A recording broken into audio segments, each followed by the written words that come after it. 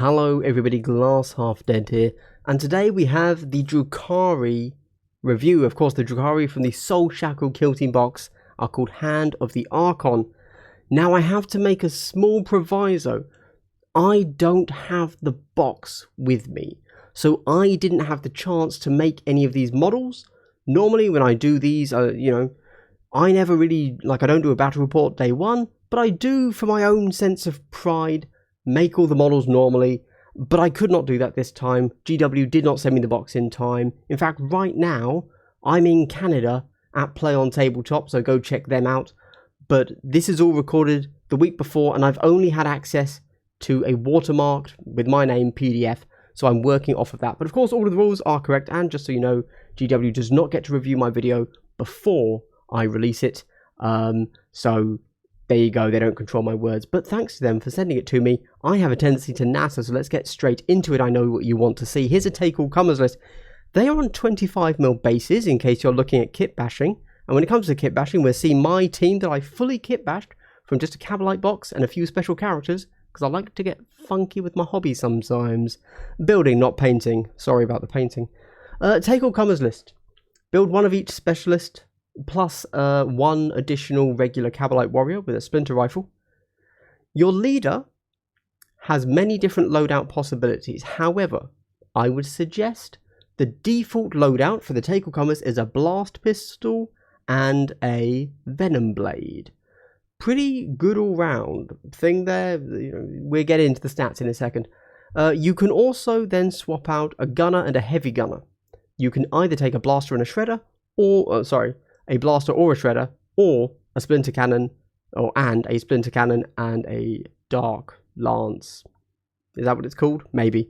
I recommend you almost always are going to want a blaster and a splinter cannon. The shredder's not a bad weapon. We'll get into it when we get to the gunner stats. But as a Take All Comers list, this is what you build. 25mm bases. I'm just going to throw it out there. If you enjoy kit bashing, do not feel the need to buy the Hand of the Archon set. It's definitely, I'm just going to say the Phobos, 100% the worst sprue that, upgrade sprue that GW's done for Kill Team. This, easy second. Not inspiring. Anyway, here are the models that I did. I've used an Inquisitor model because I happen to have a bird, so that's clearly the guy with the bird. Homunculus, because thematically it fits in with the guy with there's a medic, and he's the medic, because thematically that works. And of course, instead of an archer right, I used an actual Archon, and I happen to have an Incubi blade lying around and a blast pistol, so easy stuff. And there's a guy in there that's essentially has a rack helmet. I just used an actual rack. And there's a chap in there that's a witch, witch head and witch special weapon. I just used an actual witch. There you go. Super easy to proxy everything. We're going to get into it. It's going to take a while, so strap yourself in. But of course, the next slide is a subscriber-only slide. So if you're not a subscriber, check the bookmarks below. Jump to where you want to go. But if you are a subscriber to my channel, I'd like to give you a big double hello. Wow, so wholesome. Everybody, I have a Discord channel. I have merch. If you really like what I'm doing, consider supporting me on Patreon. It would genuinely help. I also have a Vantage Point podcast. It's a podcast for Kill Team. If you're a patron, you get to see the video episodes exclusively just for you and early. If you're just a free podcast listener, it's on all your favorite podcast apps. Okay, I also have a 40k channel called Full Scale Wargaming. Let's get straight into it. My overall thoughts for this team. So it's a mix of melee and range, which I've got to say, as I've been playing a lot of Hyrotech Circle recently, I'm really looking forward to getting a mixed team back on the board. I was thinking of going to Hunterclade, but this could be a good mix. I like having access to both abilities, both capabilities, if you will. There are some really interesting combos in this, and we're just going to have to go read it. We have some Strat Ploys that you have not seen the like of before. However, I've also put in brackets there, but also not many combos. It's more shenanigans, I guess, and there are combos, but also I think that every model, similar to Commandos in a sense, is very independent. So your comms isn't quite... You'll see, we get there. You have some pretty good equipment, but it's all quite expensive, so you kind of have to decide this time into this matchup, I want to be melee, this time into this matchup, I want to be ranged. Fighting your horde or elites are going to change your most valuable pieces, which is going to determine where you put your equipment. However, you are always running the same models. In this team, it is a true one-box kill team. It's a 9-model team, as we get into that in a sec. However, you're never going to not take a specialist. The only possible thing you might do is swap the blaster for the shredder. And you might, very occasionally, swap your Archon from the blast pistol venom blade to something else. We'll get into that soon. Your TacOps suck. Obviously, don't take them, especially if you're using the new CritOps pack. Never take their TacOps. It's a 9-model team, so when you get the box, you are going to have one additional model.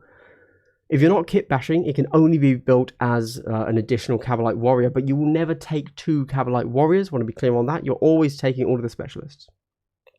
And there's no other additional way to build out that final model. I would strongly recommend kit bashing it. In fact, I would recommend building it with the shredder. So you do have the options of both the special guns. You are never going to take the Dark Lance. Okay? The heavy weapon is always going to be the Splinter Cannon.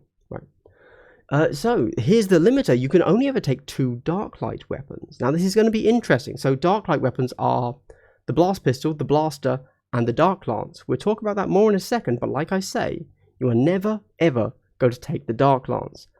Except, and I want to throw this out there, hot take maybe, you would think that, okay, well that's because the Blast Pistol and the Blaster are so much better, right?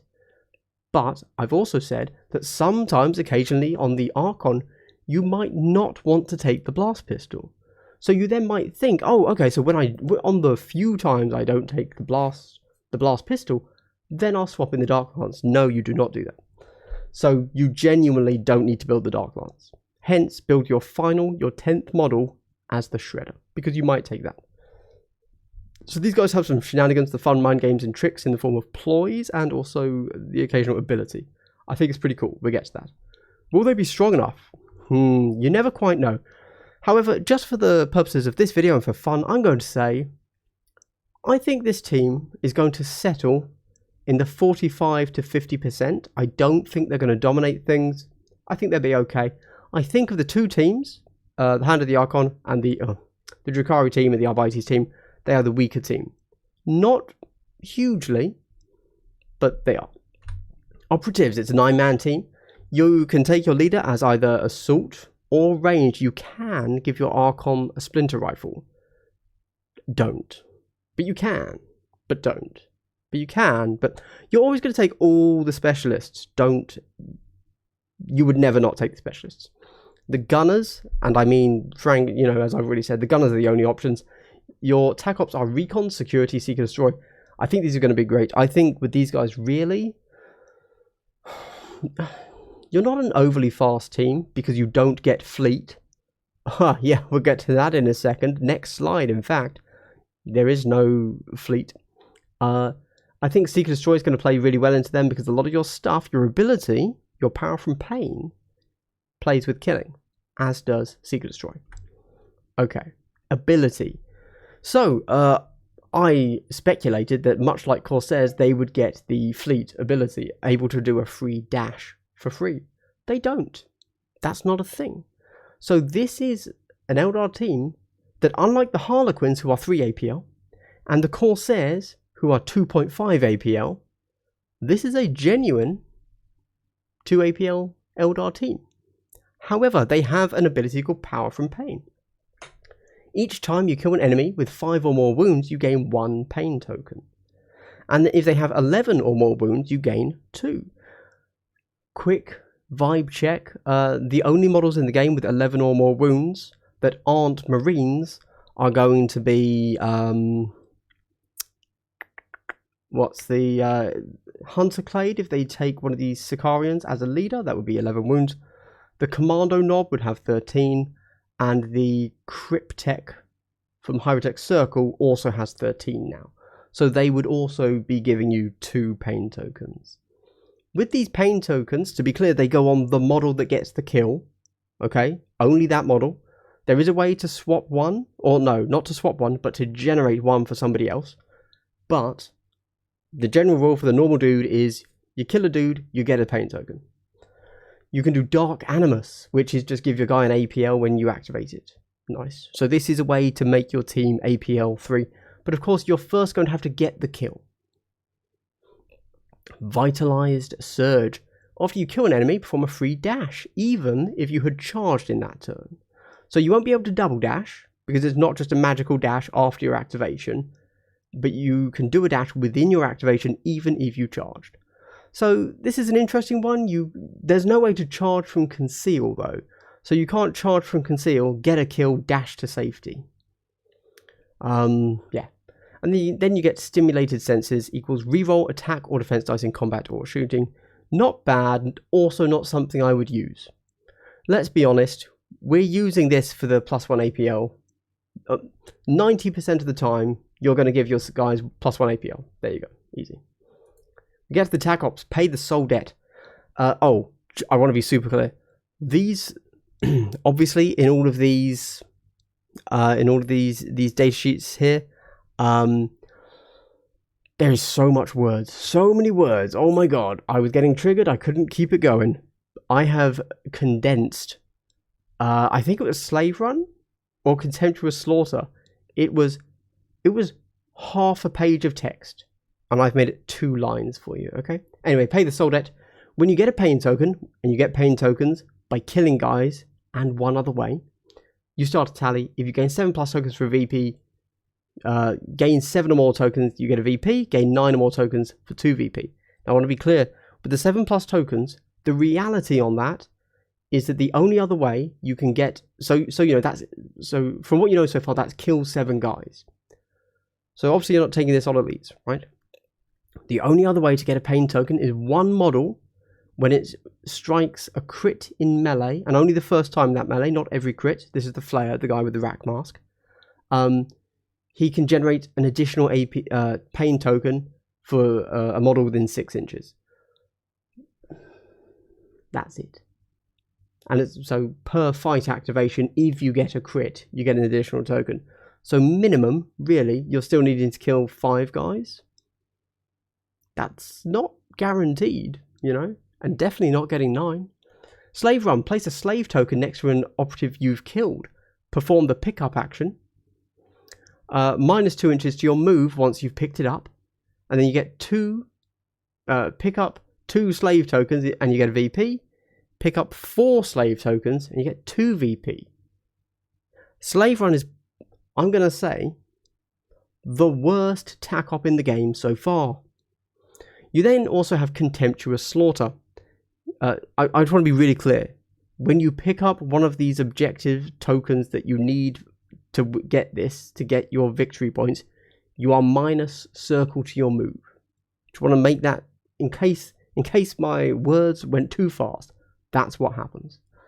I would only ever play this in a narrative game. This is a narrative rule. Contemptuous Slaughter. Get a kill without any of your guys dying, and you get a VP, and then do it again for a second VP. That's not the craziest thing. It could happen. It's also not likely to happen. You are only elves after all. Then get to the Strat Ploys. Blade Artists. These are all 1 CP. All of your melee weapons gain rending. That's pretty good, I can't lie. Fleet of Foot. So here we have Fleet. You can make a dash after a normal move or fallback. So this is the same as Fleet from the Compendium. It has to chain in a specific way. It's only after a normal move or a fallback. Whereas Fleet for Corsairs is significantly more powerful because it can be at any point during your activation. From Darkness, Death. Select an enemy opponent operative that is not in your line of sight when you activate. When fighting or shooting after engaging with them, you can retain a successful hit. Not bad, I suppose. Going to be quite hard to set this up specifically to get... I don't know, it's okay. Retaining a hit's good. You've just got to make sure you can get it.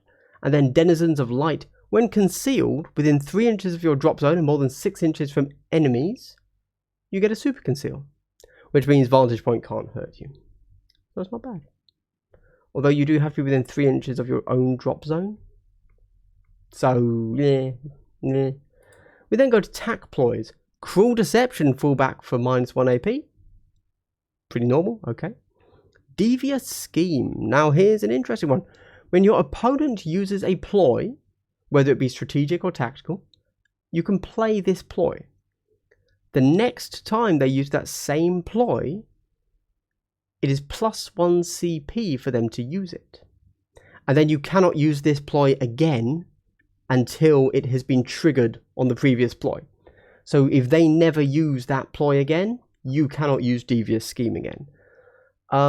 Yeah, this is an interesting one. I guess you're going to be looking at using this on, for example, Phobos with Vanguard, or Marines with their Bolter Discipline, etc. Yeah, like those are like obvious ones.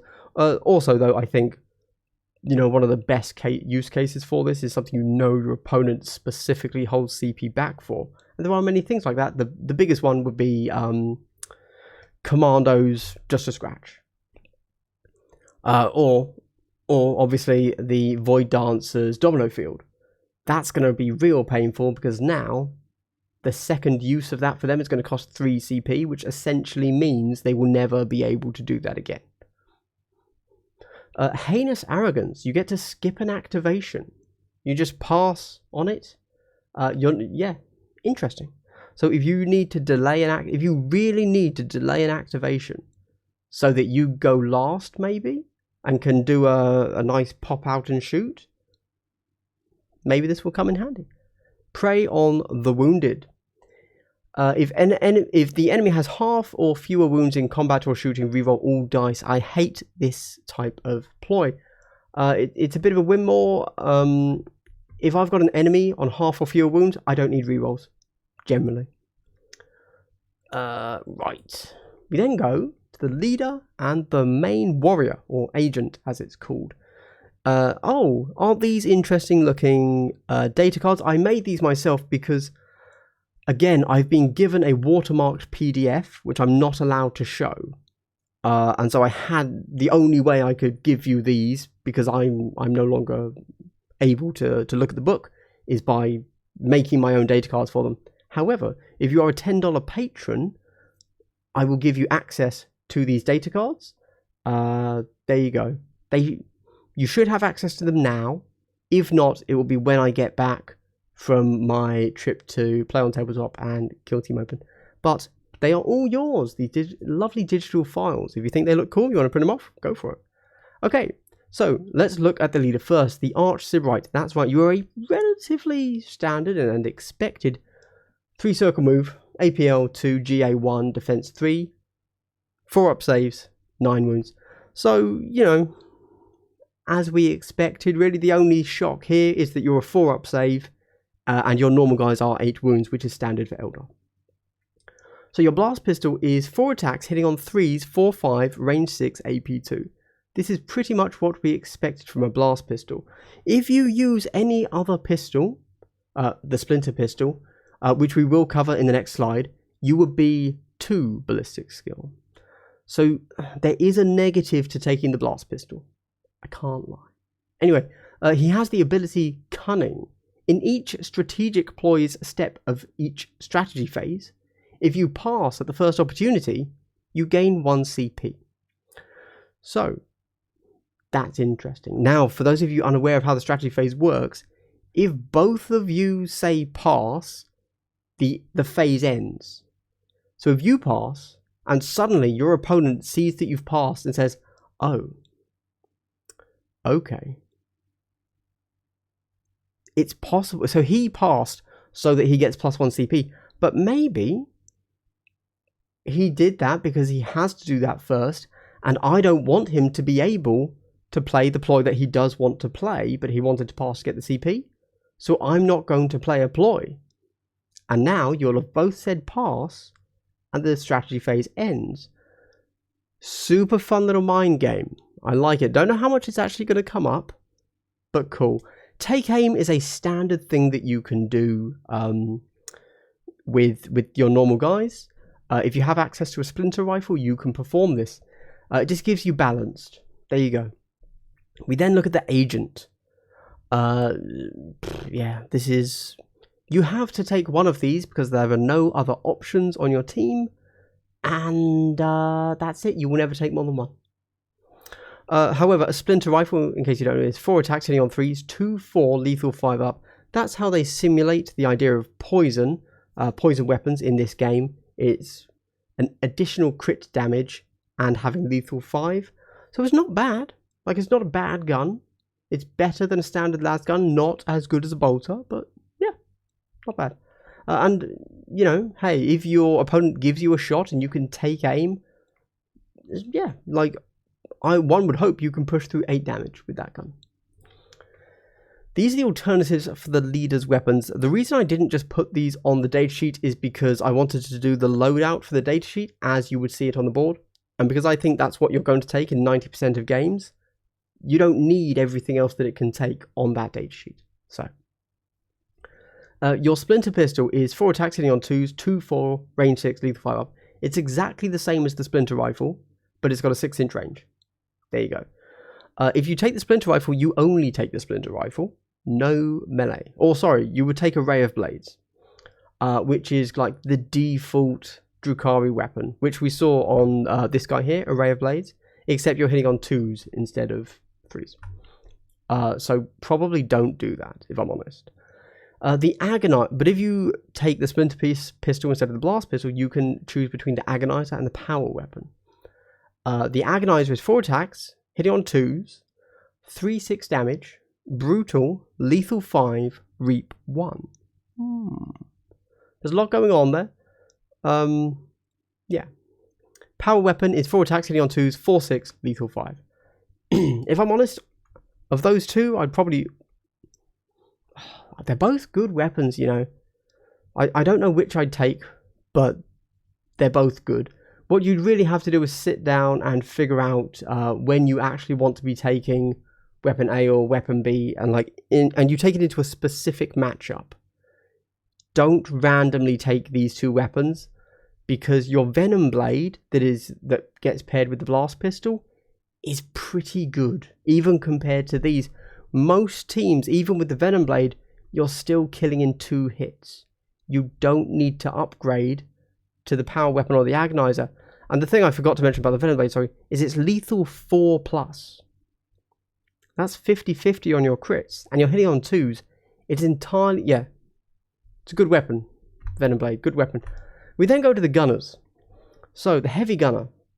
Let's start with that, right? Let's start with the Dark Lance. 4 attacks, hitting on 3s, 6/7, AP2, heavy, unwieldy. For those of you unaware, unwieldy means it requires 2 APL to fire. And it's heavy. Heavy, of course, means you can only dash before firing.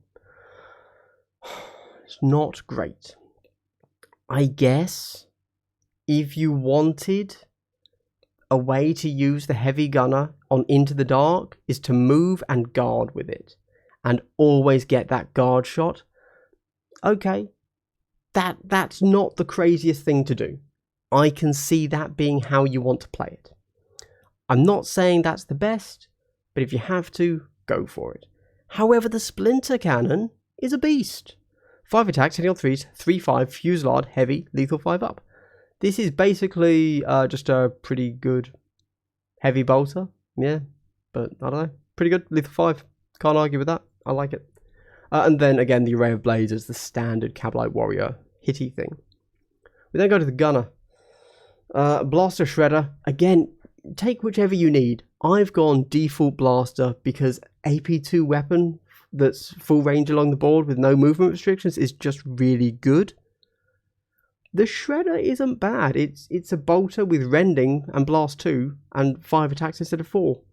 It's not going to wreck face, but you know what? If that goes off into a 7 wound body, you're probably going to come away with a lot of people injured, at least, if not dead.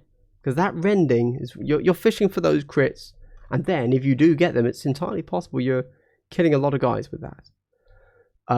But probably the blaster into everything else. Okay, these are kind of our melee guys. So we'll look at the Flayer first. He's our rack model. You don't get additional wounds, but you do have insensible to pain, which is all damage is -1.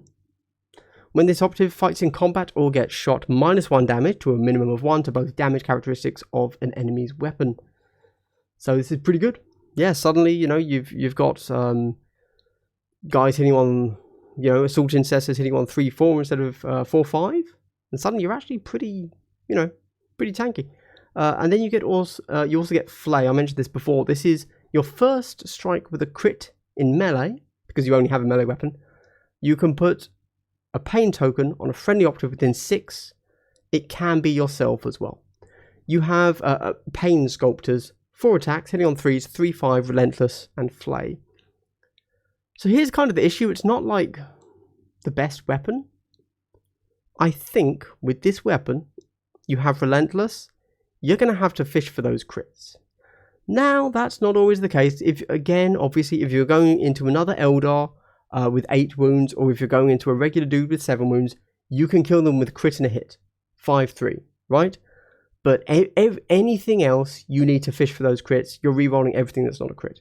And you've got to make sure you hit with that crit so that you can get an additional pain token. We then go to the Crimson Duelist. Splinter Pistol, Razor Flail. The Splinter Pistol was exactly what you expect. The Razor Flail has 4 attacks hitting on 2s, 4-5, Brutal Flail. Brutal Display. When you incapacitate an enemy, select visible enemy within 6 inches of this operative or incapacitated operative, which is an interesting thing. Selected cannot perform mission action or pickup action or control objective markers. And that's pretty cool. I can definitely see many times you run the Crimson Duelist into an enemy, get the kill, you're the only one on the objective, and hey, there's a Marine next to you? Who cares? They don't control that objective anymore. I think that's actually a really powerful ability.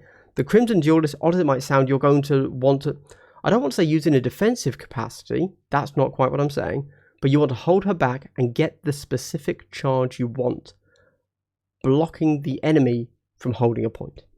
And Flail, when you're fighting in combat, parry 2 instead of 1. That's just always great. You're hitting on 2s, so you're probably always going to have a spare hit to go ahead and do whatever. Hit it. What am I saying? Parry. That's the word. My God. Yeah. And then Crimson Assault, you can perform a free fight action with this operative. So you can fight twice. There you go. Which, again, pairs really well with your Flail ability. You can charge in, know that you can parry away all of their hits, quite likely, and then kill them on a 3-second fight action. We then get into what I've termed tech. Let's start with the Elixircant. Now, this is a weird thing. So, you have a Stinger Rifle. This is 4 attacks hitting on 3s, 2-4, lethal 5 up. So it's not quite as good as the Splinter Rifle, is it? No, so I think I've accidentally called it. It is a Splinter Rifle. I was smoking crack when I filled this out, sorry. The Stim Needler, 4 attacks hitting on 3s, 0-0 damage. Range, 3 inches, lethal, 3 up, stun. This weapon is just to get a stun. It's a bit of an odd one. I guess very occasionally you might want to use that. I'm not quite sure when. But then they get combat drugs, and that's why you're always taking them. That's right, you can give everybody on your team a 6-up, feel no pain. 6+++. This is after you've taken your damage, much like Nurgle, Plague Marines, if you know them from Compendium, or Gellerpox, you get to roll it. It's only a 6-up, so it's not amazing. However, it does mean, and it's your entire team, as soon as you deploy, it does mean that essentially you're looking at an Eldar team that is really 9 wounds. And sometimes, if you can spike well, you could be looking at 10 wounds. 10 wound Eldar team? Not bad. Not bad. Or you could give them +1 inch movement, but I think that just pales in comparison to a 6-up after action save, after fight save. We then get the Disciple of Yelindra. This was a real long datasheet, but essentially, so it's got a gun that is 0-0, right? The Stinger Pistol. Your 5 attacks, hitting on nothing, 0 damage, range 6, but it has the Stinger ability. So, this is cool because you're just doing mortal wounds. You're just rolling to hit, essentially, and then whatever hits does damage. Minor aside, I actually quite like that. Yeah, anyway, okay, that's a whole game theory discussion talk. Anyway, so your Stinger Pistol's ballistic skill. When you shoot on a 2 or more, but less than the target's save, you inflict 1 mortal wound. That's their save, not their invuln. Their invuln doesn't matter. So if their save is a 3 up, it's not going to the 5 up like an invuln. But likewise, if you're shooting into Void Dancers who have a 4 up invuln, but a 6 up save, wrecked. Although unfortunately into Marines, it really does mean that you're fishing for crits on this. Crits being 1s. So if you roll a 1, it's 3 mortal wounds. Not bad. And then that's your Stinger Pistol's ballistic skill, but then Stinger. When an enemy is incapacitated, before you remove it, each operative visible and within 2 of it suffers D3 mortals. And it can trigger again. So we call this exploding. So it can kill a guy, and then if that explosion, if that D3 mortal wounds kills another guy, that goes off again. Very cool. Not going to happen often, obviously, but very cool. And then we get the real point of this model, the Torment Grenade. So yeah, the Stinger Pistol is not bad, right? Like, if you just need 3 damage to go through, maybe you fish for those ones. You've got 5 dice, you should get it. Certainly, I can remember times when I've rolled 4 1s, but I don't remember any times I've rolled 4 6s. So, yeah. But the Torment Grenade is really your actual offensive weapon. So, you select a point within 6 inches of this model, and then you roll a d6 for each operative within circle 2 inches of that point. For each roll, you get +1 to your roll if the operative save is 4+ or worse.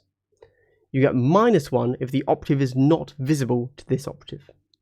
On a 3+, that operative is poisoned. And until the end of the battle, not the end of the turn, the end of the battle, every turn, end of turning point, it takes 2 mortals. And they always count as injured regardless of any other rules. That's pretty big, Like, yeah, that's pretty big. That is why you have the Disciple of Yelindra, to make the enemy count as injured, just across the board. Really cool. And then the final model, this is the final. The card above is the back for these cards that you can print off if you want to, like, laminate them together, or get them sent off to a card printing shop. You can give them a nice back. But finally, we have the Sky Splinter Assassin. The Sky Splinter Assassin, thematically, by the way, is actually a Scourge model. A Scourge operative. It's obviously not a Scourge model, but it is a Scourge, as it has a Shard Carbine, and the actual official model, instead of my Kitbash one, has a Scourge head, a Scourge helmet, and has taloned feet, or should in theory. But apart from that, it's an identical model. So you get the Razor Wing, which is 5 attacks, hitting on 4s, 1/2, indirect, no cover, silent. So you might see that and see, oh, okay, a silent weapon with indirect and no cover. Wow, it's a really good sniper weapon. Yeah, but you're 1/2 damage, right? You might use it to finish off a model, perhaps. I guess. However, your Shard Carbine is 4 attacks, hitting on 3s, 2/2, ceaseless, lethal 5-up, mortal wounds 2. That's actually a really nice profile. Like, yeah, can't complain. And then a standard array of blades. However, I know what you're thinking. You're thinking, okay, well, that's nothing fancy. Bit weird on the Razor Wing, but it is a model with a bird. Is it going to be like the Pekra? Is it going to be like the other one from Corsairs, who I can't remember the name of? Let's read. Omen. In the equipment step, select 1 enemy or 1 friendly operative. Each time an attack or defense rolled is rolled on them for them. If it's an enemy you selected, they have to re-roll any 6 they roll for a defense roll, including an attack roll. In melee. If it's a friendly that you selected, you can re-roll all of your 1s. And again, this is both in attack and defense. So if you're shot and you roll 1s for your defense dice, you can re-roll those 1s. And if you're in melee, if you're shooting, you can reroll all ones. Really quite cool. I really like it. It's such a shame you can only use it once, right? But like, if you know and the enemy has a key player, giving them Omen is actually really going to hurt their defenses there and their offensive capability. So Hunter, if this operative doesn't mark, which we'll read in a second, it can shoot twice, and the Razor Wing must be one of them, and only one of those attacks. So if you don't use Mark, you can shoot twice. Mark, 1 AP. Select an enemy visible and not more than circle higher than this operative. So if they're on a vantage point to you, which typically on Octaris terrain is 3 inches, you can't use this. When that enemy is not in cover from heavy, this operative treats them as being engaged. You cannot do this in the same activation as using the Razor Wing. So your Razor Wing is either a gun or something that flips. So this guy is essentially his own spotter. You can, with this guy, you can always get a shot off. You can either always Razor Wing or spotter. From Vet Guard, this guy is his own spotter. And then Shard Carbine. So all things considered, this is going to be a really interesting piece. It's a purely offensive piece. It doesn't have the tech of the previous bird models we've seen. But if you want to get a shot, this guy gets the shot. So very cool. It will be. He's not the most killy, but he will always get a shot. We then go to equipment. So there's 2 pages of equipment. First, we have a chain snare for 1 EP. Engage. If you are engaged with one enemy, roll a d6, and if they fall back, -1 if they have higher wound characteristic than you. 4 up, they fail the action and they regain the AP. Basically 50-50, they can't fall back. Wicked Blade. You can only put this on an array of blades, which is a 3 attack weapon. You get +1 attack. I suppose if you... I don't know when you use that. Yeah. However, these 2 here are the real things that you need to keep in mind. The Toxin Coating and the Refined Poison. Toxin Coating is when you want to go melee. 1 or 2 EP. Melee weapon gets lethal 5+. On an array of blades, it's 1 EP. On anything else, it's 2 EP. So you can make, if you want, all of your melee weapons lethal 5, and for a ploy, relentless. No, not relentless, rending, sorry. You can actually get pretty damn consistent in melee. Or you can get pretty damn consistent in shooting with the Refined Poison. A Shard Carbine and Splinter weapons only, +1 to their normal damage. A Splinter Pistol and a Rifle, it's 2 EP. Anything else, it's 3 EP. In reality, you're going to take this. I think the default loadout is Refined Poison ×2. You put 1 on your Shard Carbine from the Sky Splinter Assassin, and you put 1 on your Splinter Cannon, your Heavy Gunner. And that's your 6 EP. And then you've got 4 EP left. Figure out what you want to do with that. Let's look at the second page. But I would recommend 90% of games you want those 2 weapons buffed, because that actually makes them really quite nice. You can get a Plasma Grenade. Now the Plasma Grenade is just a frag grenade, but it's got +1 damage. So instead of 2-3, it's 3-4. You get a Phantasm Grenade Launcher. It's 3 EP. You can only take 1. You gain a 1 AP action that you can only use once in the game. If it wasn't for that, I'd probably say you take this as your 3rd equipment piece, but it's a 1 thing. It's a 6-inch range. You roll a d6 for every operative within 3 inches of the point you choose. On a 4-up, they lose an APL. And a Cavalite Banner for 2 EP, visible and within 3 inches, +1 AP of holding objectives. The banner's the standard banner thing, and that's it. That's the Cavalite team. This is dragging on, so I'm just going to wrap it straight up. If you watched to the end of the video, I'd like to give you a big triple hello. Thank you guys, thank you for watching to the end. Let me know, what do you think of this team? Do you think it's going to be easy? Do you think it's going to be strong? Do you think it's going to be a little bit too difficult? Do you think the models suck too much for anyone to play it? Let me know, and I will see you very soon. Have a good day.